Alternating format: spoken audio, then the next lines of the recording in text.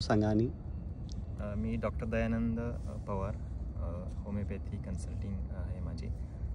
कोथरूडला माझा दवाखाना आहे आणि मी सहज कोरोनाच्या आधी जागृती घेतलेली. त्याच्यानंतर काही 2 वर्ष मी एवढं करत नव्हतो, परंतु आत्ता एवढ्या 2 वर्षापासून थोडं सहजयोग मी करतोय. जागृती घेतल्यानंतर बऱ्यापैकी चांगले अनुभव आले. तर मी आधी काही वेगळ्या पाथवरती होतो, म्हणजे वेगळे स्पिरिच्युअल गोष्टी करत होतो. त्याच्यामध्ये मला एवढे अनुभव नाही आले, परंतु सहजयोगात आल्यानंतर मला असे छान अनुभव यायला लागले. म्हणजे आपल्यामध्ये जे सूक्ष्म गोष्टी आहेत त्याची जाणीव व्हायला लागली, किंवा जे चक्र आहेत. आणि महत्त्वाचं म्हणजे मी जे आधी गोष्टी करत होतो त्यावेळेस मला एवढी त्याची काय हे नाही झालं, म्हणजे जाणीव होत नव्हती. फक्त मनाला कुठेतरी थोडीशी शांतता भेटायची. परंतु सहजयोगामध्ये आल्यानंतर हे जे काही जी कुंडलिनी शक्ती आहे ती ज्यावेळेस आपली जागृत होते आणि ज्यावेळेस आपल्या ब्रह्मरंध्रातून ज्यावेळेस ती वरती येते, त्यावेळेस आपल्याला काय फील होतं, किंवा त्यावेळेस आपल्याला किती शांतता मिळते, किंवा आपल्या चक्रांवरती त्या सगळ्या गोष्टी ते चक्र आपले व्यवस्थित होतात. आणि ते चक्र व्यवस्थित झाल्यानंतरच हळूहळू आपल्याला जाणीव व्हायला लागते. तर दोन्ही हातावरती हळूहळू चैतन्य यायला लागलं, किंवा ते थंड एक तर फर्स्ट हळूहळू तर त्याचे म्हणजे पहिल्यांदा हे व्हायचं, म्हणजे गरम वगैरे जाणवायचं. पण हळूहळू जसं मी ध्यान सुरू केलं, रोज मीठ पाणी सुरू केलं, सगळ्या गोष्टी सुरू केल्या, त्याच्यानंतर मग हळूहळू दोन्ही हातांवरती थंड जाणवायला लागलं, डोक्यावरती थंड जाणवायला लागलं. तर अशा प्रकारे मानसिक शांतता जास्तीत जास्त प्रमाणामध्ये आपलं मन शांत माझं व्हायला लागलं. मी जे काही काम करतो ते कामामध्ये सुद्धा कॉन्सन्ट्रेशन वाढायला लागलं. किंवा मी कारण होमिओपॅथीचा दवाखाना असल्यामुळे मला पेशंटशी खूप इंटरॅक्शन करायला लागतं. म्हणजे पेशंटची अर्धा तास किंवा 1 ताससुद्धा मला केस घ्यायला लागते, त्याच्या सगळ्या गोष्टी जाणून घ्यायला लागतात. तर हे जाणून घेत असताना माझी स्थितीसुद्धा चांगली असणं हे खूप महत्त्वाचं आहे. त्याच्यामुळे ज्यावेळेस मी सहजयोग ध्यान करायला लागलो त्यावेळेस त्यांच्यासुद्धा प्रॉब्लेम्स मला ऐकण्याची जी माझी कॅपॅसिटी आहे ती हळूहळू माझी वाढायला लागली. आणि त्यामुळे त्यांचे प्रॉब्लेम्स काय आहेत, किंवा त्यांच्या जे काही अडचणी आहेत त्या मला हळूहळू त्यासुद्धा गोष्टी मला कळत गेल्या. आणि त्यांनासुद्धा मग हळूहळू मी हे सहजयोग काय आहे की त्यांचे मी त्यांना ते हे करायला गेलो, म्हणजे सांगत होतो की आपला आजार का होतात, कसे होतात, की सूक्ष्म शरीरावरती आपले जे चक्र असतात त्या चक्राची एनर्जी कुठेतरी डिस्टर्ब झाली की आपल्याला आजार होत असतात, किंवा ते ऑर्गन्स आपले त्या ठिकाणी त्यांना हे होतो. तर मग त्यांना ते सहजयोग सांगितलं, तर एक डॉक्टरने सांगितल्यानंतर त्यांना खूप ते पटायचं आणि त्यांना ते ऐकायचं. आणि त्यानंतर मग ते हळूहळू ते पण लागले करायला. तर मी त्यांना सांगायचो की फक्त आपल्याला जर एखादा मोठा आजार असेल तर एखाद्या मोठ्या आजारावरतीच फक्त औषध हेच फक्त त्या ठिकाणी नाही आहे. तर त्या ठिकाणी तुम्हाला काहीतरी अजून औषधासोबत अजून वेगळीसुद्धा गोष्ट तुम्हाला करणं गरजेचं आहे. ते म्हणजे सहजयोग ध्यान करणं गरजेचं आहे. त्याच्यामुळेच तुमचं हे जे चक्र आहेत किंवा ह्या नाड्या आहेत त्याच्यामध्ये संतुलन येऊन तुमचा जे आजार आहे तो दूर होऊ शकतो. तर तुम्ही फक्त तुमच्या मेडिसिनवरती डिपेंड न राहता सहजयोगसुद्धा तुम्ही केला पाहिजे, आणि तुम्ही रोज त्याचं ध्यान केलं पाहिजे. आणि आपल्यातली ही जी शक्ती आहे ती सूक्ष्म शक्ती आपल्या बॉडीमध्येच आहे, की जी आत्तापर्यंत आपल्याला माहीत नाही, किंवा फक्त आपण पुस्तकामध्येच त्याचं आपण वाचन केलं, तिला आपण पाहिलं आहे. किंवा लहान असताना आपण शक्तिमान बघायचो, म्हणजे मी सुद्धा बघायचो. तर त्यावेळेस ती दाखवायची की त्या शक्तिमानच्या पाठीमागे असे चक्र आहेत, की बाबा असं आहेत.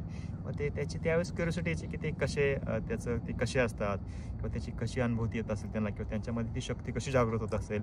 परंतु ह्या सहजयोगात आल्यानंतर ती चक्र काय आहेत त्याचं सगळं डीप नॉलेज हळूहळू यायला लागलं.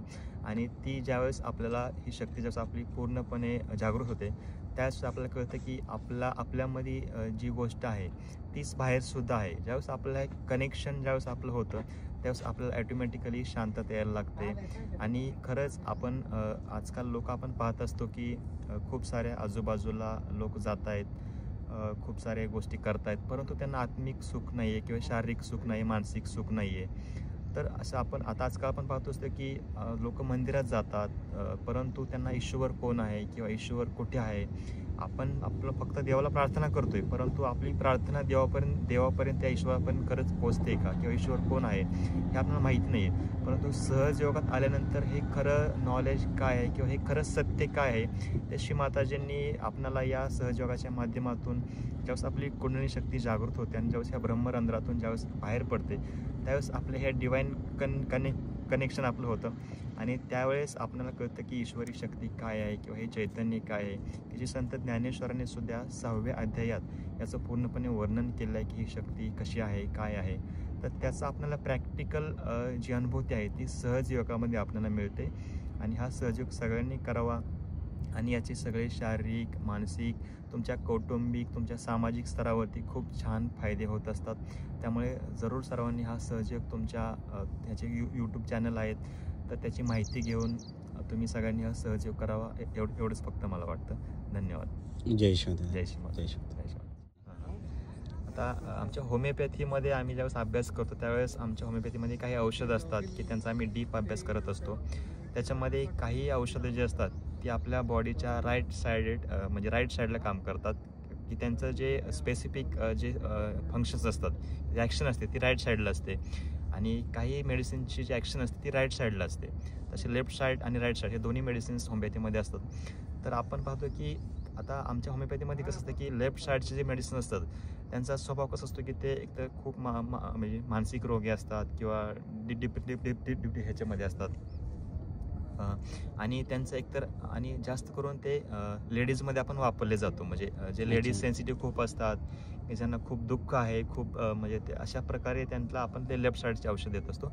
आणि राईट साईडचे जे मेडिसिन्स असतात त्यांचा एक प्रकारचं नेचर असतं की त्यांचं कसं असतं की म्हणजे रागीट स्वभावाचे असतात, त्यांना एक सोशल पोझिशन त्यांची म्हणजे व्यवस्थित राहावी, माझा म्हणजे मी सोशली म्हणजे हे असलं पाहिजे, स्ट्रॉंग असलं पाहिजे असं त्यांना कुठेतरी वाटत असते. म्हणजे एक प्रकारचा इगो त्यांच्यामध्ये असतो की पॉलिटिकल नेचरचे असतात. तर अशा प्रकारचा त्यांचा एक नेचर असतं. ते अशा प्रकारे आम्हाला सगळ्या गोष्टींचा अभ्यास करून त्यानंतर मग हा जो हे आहे पेशंट आहे तो कुठल्या औषधामध्ये फिट होतो किंवा त्या कुठला हिस्ट्री घेतल्यानंतर त्याचा स्वभाव कसा आहे आणि त्याला कुठलं औषध सूट होईल त्या पद्धतीचं औषध आम्ही त्याला देत असतो.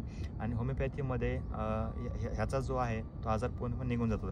त्यामुळे सहजयोग आणि होमिओपॅथिक औषध हे खूप एकतर खूप मिळतं जुळतं आहे. आपण म्हणतो की आम्हाला शिकवलं की होमिओपॅथी हे शास्त्र आहे ते म्हणजे डिवाइन शास्त्र आहे. मग त्या मेडिसिन्समध्ये एक प्रकारची एनर्जी असते. पण ज्यावेळेस आपण एखाद्या रुग्णाला एखादं करेक्ट औषध देतो त्यावेळेस त्याच्यामधला जो इम्बॅलन्स आहे तर ते क्लिअर करायचं काम ते मेडिसिन करत असतं. म्हणजे फक्त त्याची बॉडी जी आहे ती स्वतःचीच बॉडी त्याची एनर्जी असते, ते मेडिसिन त्याला फक्त हेल्प करत असते की तुमचीच बॉडी तुम्हाला हेल्प करते आणि तो आजार बाहेर काढण्यामध्ये मदत करते. तसंच सहजयोगामध्ये सुद्धा आपण बॅलन्स करतो आणि आपली बॉडी परत आपण बॅलन्समध्ये आणतो. तसंच होमिओपॅथी आणि सहजयोग हे खूप म्हणजे आपण म्हणू शकतो की म्हणजे एका हातामध्ये हात घालून चालतात असं म्हणलं तरी काही वावगं ठरणार नाही. धन्यवाद. जय श्री